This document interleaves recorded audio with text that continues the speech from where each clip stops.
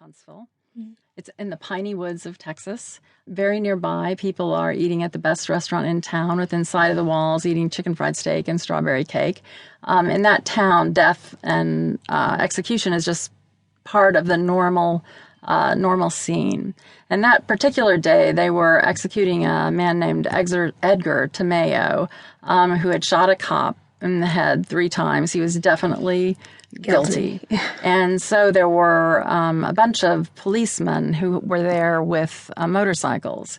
And, there were different sides. There was a side for and the side for against. Yeah. And the motorcycles, as soon as they started the execution, which you knew because people walked in the door at a certain point in time, the family, they started roaring their motorcycles. And it just sounded like, kill him, kill him. And he could hear. I mean, I'm certain he could hear. His family he could hear. Yeah. But just that sense of anger, Yeah. it was very surreal. And where do you stand on the death penalty? I am personally against the death penalty. I didn't want to make this a tirade against the death penalty because I have found living in Texas that arguing about it is really not the way to change the world. I think it's a racist and unfair system. And basically the best thing is to sort of tell the story as it is and let people come to their own conclusions. Yeah. Because really most people in Texas are fairly moderate. They just don't know which way to believe. It's been so ingrained in the system. Yeah. I mean, it's the busiest execution factory in the United States. Yeah. It's very surreal for us here because we don't have anything like it and haven't done for a huge number of years.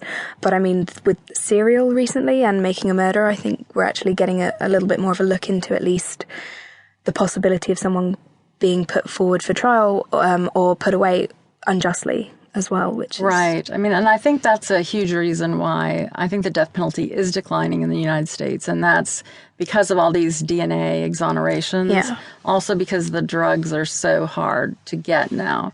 Europe won't provide them anymore for moral reasons. Yeah. And then the people in the United States who are compounding them have gotten death threats. So, wow. So they're not wanting to do that anymore. And then juries are now allowed in Texas, at least, to consider life without parole in addition to execution. And most of them are switching to life without parole. Yeah. So, no one wants to kill somebody, right? When you look. Yeah, absolutely. And just going back, you mentioned there's Tessie when she's much younger and Tessa now. I've got that the right way around. Mm-hmm. How was it writing between the two? The scenes with Tessie, the 16-year-old, were sort of ironically the easiest things I ever wrote. I'm the kind of author or reader who usually doesn't like books that go back and forth in time because I find one part more interesting than the other or it sort of slows the pace. And so I was very aware of that each part, the part with Tessie, you had to want to go back and it had to not feel too disjointed. So I did that by hopefully keeping Tessie very interesting and intimate and then keeping the parts with Tessa and her race against time very pacey. And how do you motivate yourself to write? I know you were a newspaper features editor beforehand and then decided you wanted to be a writer and took the time to do it. And it took you a couple of years before that first novel was published or picked up? It took about 3 years before it was picked up. And both my first novels were rejected by every major house in New York before they were eventually both picked up by Random House. Yeah. So, yes, it took me a while. And how did you keep motivated in that time? I have a very nice husband who didn't come home and ask me, what have you done all day? I think that was a huge part of it. But, you start and you write the book and then you spend 6 months getting the agent and then you get rejected. And then at that point, you decide, what do you do next? And I had a very pushy agent who said, you write your next book. So that's what I did, a little angrily. I would say it's a little darker than the first one.